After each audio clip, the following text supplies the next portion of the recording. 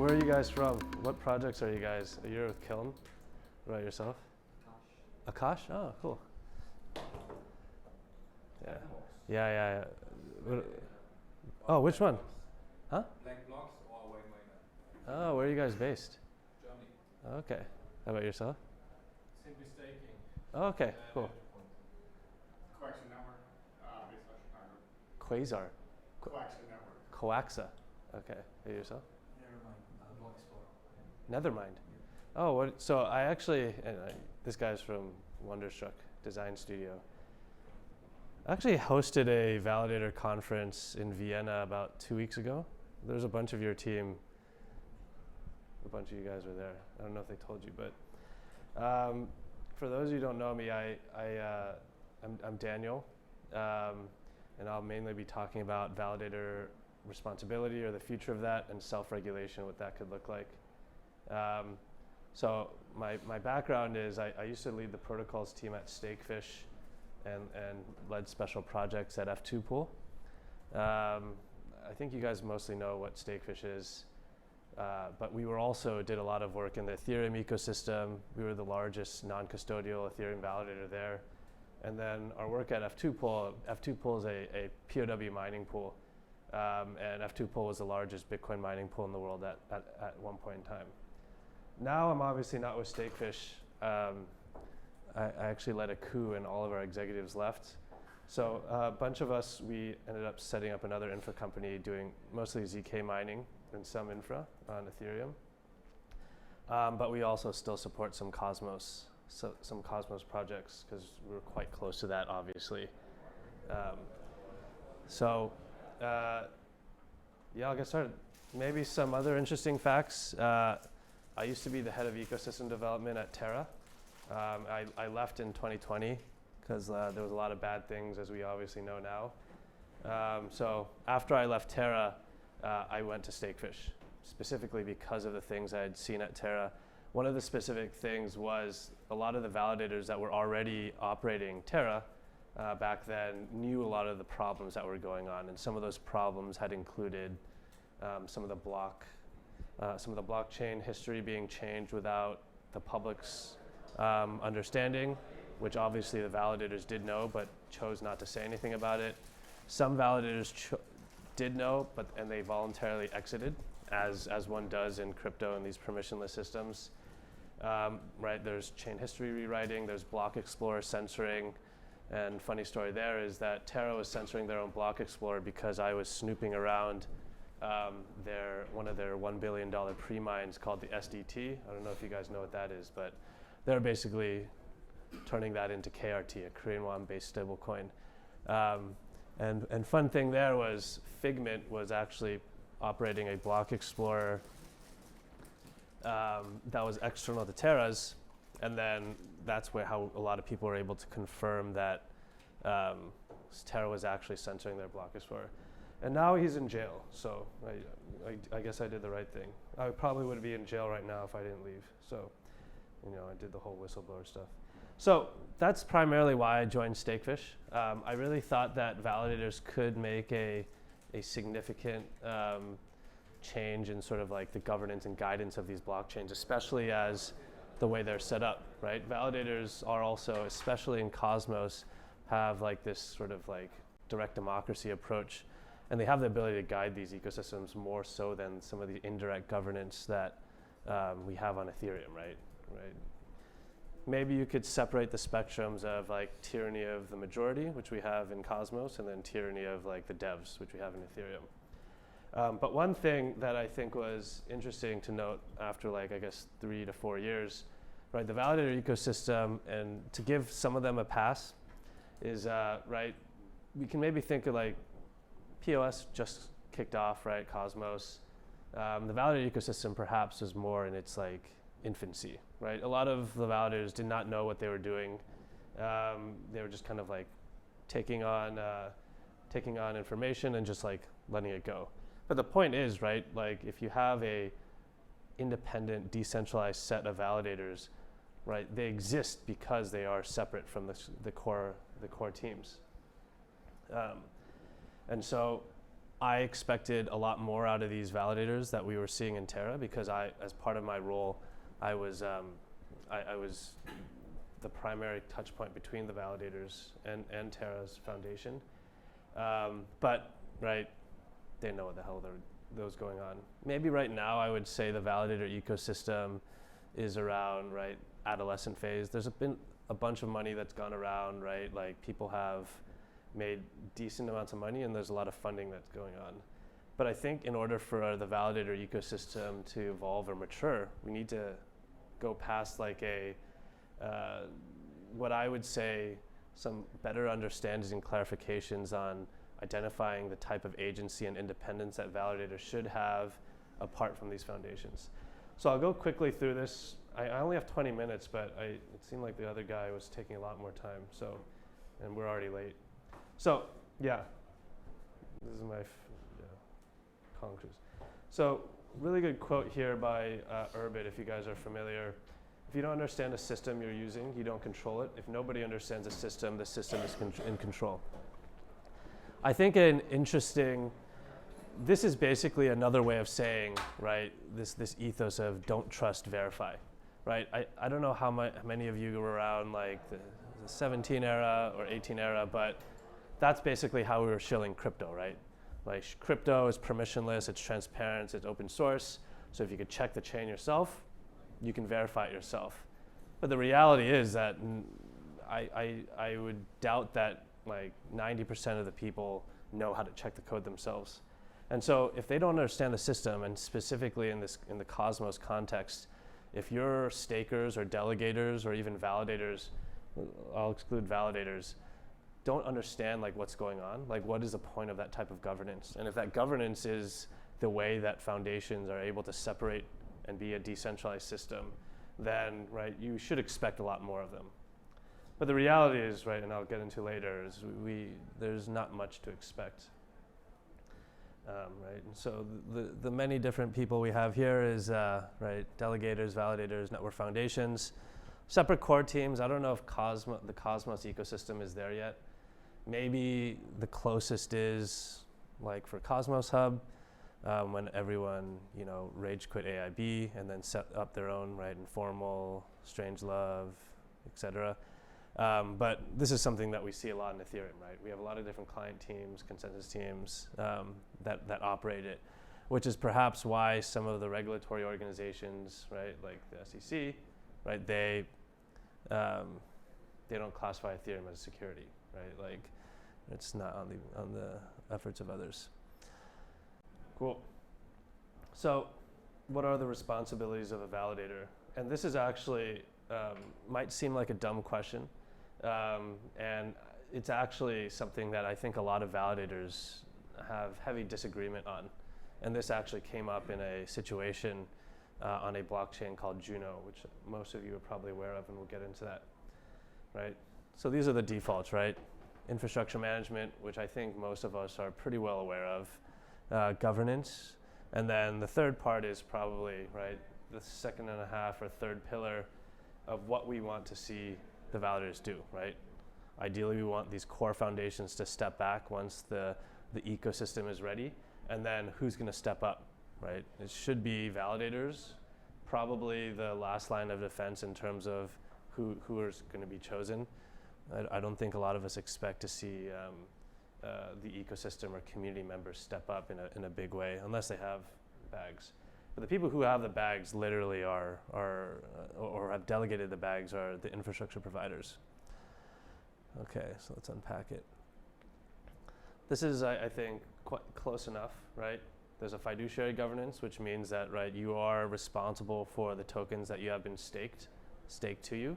And then there's governance, which is like this ecosystem, nebulous, abstract concept, which a lot of us, I think, in the validator space have been struggling to explore and understand where our place is in this world, right? I don't know if you guys saw one of the Modular Summit talks, right? Like, what was his name was? He said like all validators are cucks. But right, this is like we're trying to figure out, or I think he was also trying to say like validators should be cucks.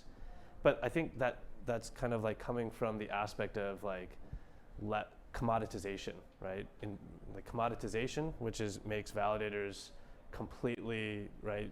The independence of validators or uniqueness of each validator as diminished, versus validators taking like a very pivotal role. Maybe commoditization is closer to the POW ecosystem. But, right, fiduciary is obvious, and the governance part is what we're trying to figure out. And we can put under the governance umbrella responsibility, self-regulation, standardization, et cetera, right? So ideally, the way that whatever the system, whoever designed these systems, right, is it Buckman or whatever, right, fiduciary duty and governance should be aligned. But that's theory. The reality is they aren't. And, right, to bring Terra up again, this was a case where it wasn't aligned. And this was maybe like one of the assumptions that I had made in terms of not giving validators in Terra such a hard time for the failures that had happened there, right? Let's say a validator did know, right? Well, most did, or it's their job to know. There's code changes that are happening without governance. There's block explorers being censored. There's a lot of stuff on the infrastructure. There's a $1 billion pre-mine of a token that's being swapped into tokens that people are using. Crazy stuff, right? Public didn't know. Even back when like, this is when Terra, like Luna was like 40 cents a pop. It was so crazy. Like the people who did know, right? Like Larry Cermak was like poking around, and I remember he had DM'd the Terra main Twitter account, and he said like, "What is this?" And this is right when I had been like a month into my like, you know, block exploring and chain digging of like all the skeletons I was finding at Terra, and he was like, "This would basically make SDT and the Terra stablecoin ecosystem the largest stablecoins ever issued in existence," right? It was that ridiculously crazy.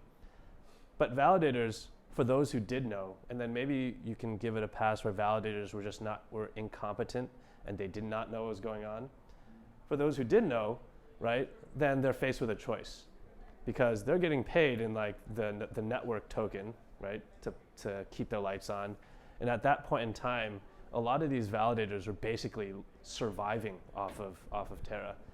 There was actually a validator that's a quite prominent validator today that was actually saved out of bankruptcy twice by Do Kwon himself and a lot of like these delegations, right? So it's that important, right?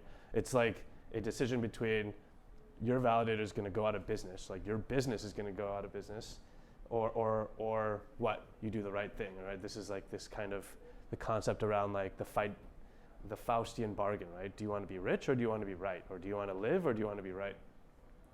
But if validators did, you know, kick up noise, and actually there had been a few times where that had happened, and then they were just silenced, right? They were told to get off the forums, go into the Discord, and then Do would answer some stuff on Discord. 1,000 messages later, no one would be able to see it, right? Had validators done that, they'd basically be shooting themselves in the foot, right? You bring up some drama about the chain that you're surviving off of, then your chain token is probably going to go down, right? And now you're not able to keep your lights on.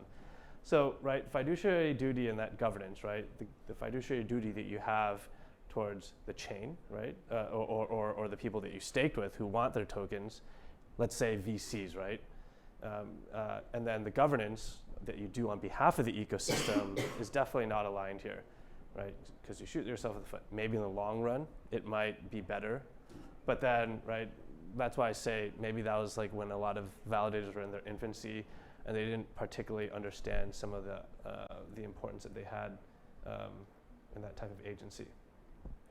So really bad. Maybe we're still, as validators, trying to figure this out. Maybe some validators already think they figured it out, but there's a lot of differing opinions. So now like self-regulation comes in, right? Like what do we do with a lot of these types of problems when fiduciary duty does come at odds with governance, and then, right, ethical, moral, and maybe even legal, right? Because Terra is like a legal one. So, right, in the traditional world, we have like these centralized regulators, right? Like we have like the SEC, and then our financial system has evolved alongside a legal system, right? Like the SEC, CFTC, et cetera, FinCEN, et cetera. how did crypto evolve their type of regulation? I would say that there's probably none. Maybe the closest that we have to self-regulation is reliant completely on the ecosystem, right? But then we have this thing called on-chain governance. And again, right, not to pick on Juno, because I think what they're doing is pretty cool, but right, we saw a lot of this happen, have the mob or the people taken into their own hands of whether something is right or wrong, right? So, especially with DPoS, right, we have people able to control, right? Every single staker has a say, and the people are able to express their opinion, right? Literally, even though you stake it with a validator, you can vote on your with your own volition. But right, like the reality is that people really don't give a shit, right? They just stake and they see this as passive income, and then they let the validators, who are supposedly the experts, do these things. But again, we saw in the past, even though there was this sort of like delegated responsibility that validators had, they chose not to do anything about it. So like when things go wrong, like who do you point the finger at? Who's supposed to deal with these bad actors, right? And what is enforcement? This is a really good example. So this is actually how I got into crypto. So this letter was written to me by Stuart Alderati, who is one of the general counsel of HSBC. He's now the general counsel of Ripple, which is funny.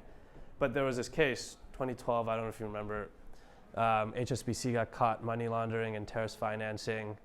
Right, the US government sued them.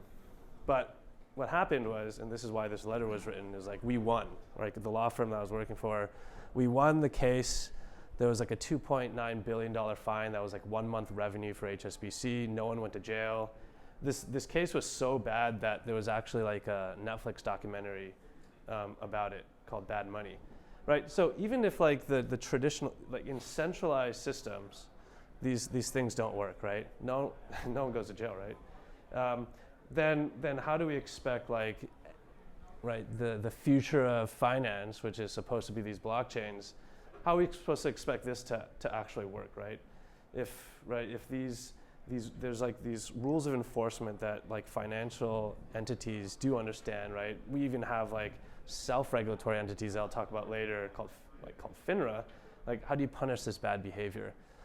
Fortunately, I think with crypto, we have a lot more that we can get our hands dirty with and touch. The unfortunate part is that the people that are able to touch these are validators, and when validators get involved and they do have to obey their delegators, then we have issues. So most of you guys are aware of what happened, right? You guys are all in Cosmos. Does anyone not know what happened? Okay, so the TLDR is that there was a Japanese, I was just talking to you guys about it. There's a Japanese company, this is kind of like an MLM company that was selling atoms to Japanese people because Japanese people were not able to get atoms. I don't think they were on a centralized exchange at that point, but they did such a good job. They got all the people to give them fiat, and they went off and bought like atoms on these international exchanges. They amassed so much, and so they did good wallet management. They separated all their atoms across 50 different wallets, etc. Cool.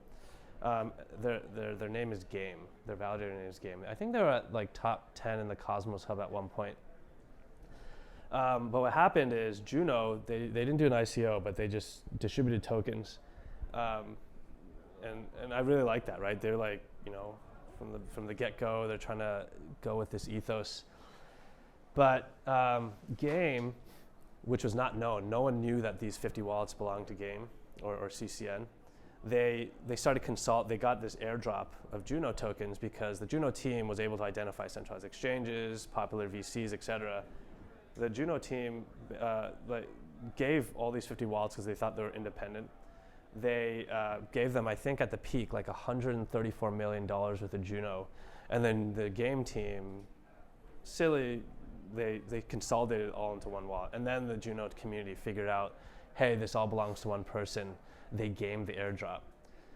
The reality is they actually didn't game the airdrop. So like Demi, one of the co-founders of Juno, was actually on my team as a protocol specialist. And then the guys were trying to sue him, right? Sue the core team and stuff. So I had to step in and then tell Takumi, like, yo, chill. And then we got the real story. The reality is that he didn't game the airdrop. They had actually separated the atoms in a smart way. But then, right, the community just didn't like it. And then the community, which was really cool about this also, maybe the silver lining, is that like 99% of all stake Juno voted on this proposal. First time in history that's ever happened, where you saw such engagement with governance, when before it's just validators that are doing it barely. But the reason this article was written was because when time came to basically violate self-sovereignty, because even though the CCN team had not gamed it, and we did communicate it, we had like 4 or 5 hour calls that we were trying to figure this out. And there was literally on-chain evidence that this had been done even before any inkling of like an idea of Juno was gonna be alive. The community decided to put all the Juno tokens into a community-controlled smart contract and then choose to do with it later. One of the core devs of Juno, not Demi, but it was someone else. They made a typo when they were going to do when we were going to execute, and so instead of going to a community-controlled smart contract, the Juno tokens that were forcibly taken without consent from CCN or game was sent to a dead address. And then now, right, this is like a really interesting example of like, who is at fault here? Was it the core devs' fault? Yeah, right? But then was it also the validators' fault for not validating the code that they're pushing out into live production environment?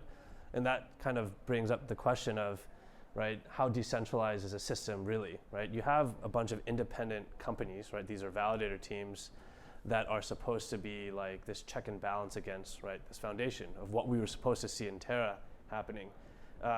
But this is happening again, right? None of the 124, 125 validators on Juno checked the code that we were given, Stakefish included, right? When I was still at Stakefish. And then we just push it out. This is like, we didn't even test in prod, right? This is like live production environment that we're pushing out code into. Then that begs the question, right? Like, what is the purpose of being independent then, right? If we are all just going to be accepting code changes from a core foundation or core team, then why do we exist as separate entities, right? Like the point of this type of decentralization, there's many, right? There's a spectrum of that type of decentralization that exists, right? There's resilience, right? The geographic decentralization means with the infrastructure, the hosting service provider, decentralization means that we have this resilience and robustness. But it also means like this critical like check and balance. Validators, on the other hand, right, are also a spectrum. There's very large, wealthy validators, right, like Stakefish was, Chorus, P2P, et cetera. And there's also smaller validators that they don't have enough money, right? And so when I obviously made a lot of noise here, right? And then this is where validator responsibility came in. Did validators shirk their responsibility in checking this code? And when I posed that question, a lot of validators, their gut reaction is like, hey, why are you picking on us? We don't have enough money to audit every single piece of code that a core foundation team is pushing us to upgrade. We don't have the sometimes the expertise or the know-how. We don't have auditors, and we don't have time either. We're running 30 or 40 chains, which then makes you question, should they have been operating a chain if they're not capable of fulfilling all those responsibilities? Maybe the best analogy here is, right, well, I don't see a fire extinguisher in this room, but right, there's fire extinguishers usually in most buildings, and we don't use these fire extinguishers every day or every week or even maybe every month, or hopefully we don't want to use this fire extinguisher at all. But there is, like, legally, I would say in most countries, right, a responsibility for that. Okay. Well, yeah. Those fire extinguishers need to be checked by an expert or like some guy who comes around to make sure that it's prepared. to be used when it needs to be. And that's like the purpose that we have these independent validator entities that are capable of auditing or being these validators of these chains. And so this was like, I think, a really good example of that type of responsibility. I can stop it here, but the funny thing is, and not to be so depressing, is like a lot of people did a lot of wrong things on Juno, and that's why, and obviously it was kind of synced with like Juno tanking, but the market was also tanking. Like, but there's no consequences. No validators got punished. None of the core devs got punished. Maybe the only people that got punished was the community that had suffered from a lot of this bad press. And so something that I want to leave you guys with is, right, there's a lot of these specific problems when it comes to like standards, regulations that we don't have that keep causing these problems. What happened in Terra maybe also be attributed to the infancy or the immaturity of the validator ecosystem 3 to 4 years ago. What happened with maybe like Juno, like a year or a year and a half ago, can be maybe attributed to the validator ecosystem being more of in its adolescence. But then, right, if we want to get to this sort of maturity, we need to have an understanding of how we're able to come together and understand these things. So the last slide, I'll just come up here. Okay. Is, yeah, sorry. This is what we need, right? This is the last slide. There's standardization that infrastructure providers as validators need to have. There's frameworks that we need to figure out. We need to understand how we can self-regulate. We need to make sure that the correct incentives exist, that both how foundation teams and validators interact with each other. We need to have formalized governance systems instead of this sort of mob rule system. We need to understand how we can make enforcement work. And then I think most clearly what can help a lot of this and wrap a lot of this is classification. And classification literally means like, how do you classify a validator and what type of role that they play, right? Tiers of validators, there's a spectrum of validators.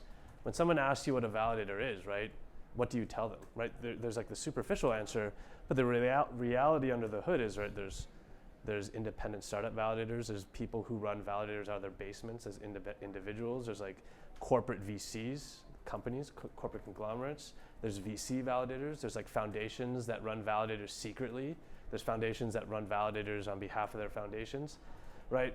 We need to, once we can start defining and establishing these definitions and frameworks and regulations, and standardizations, then I think we can go from adolescent phase to the maturity phase. Okay, thank you guys.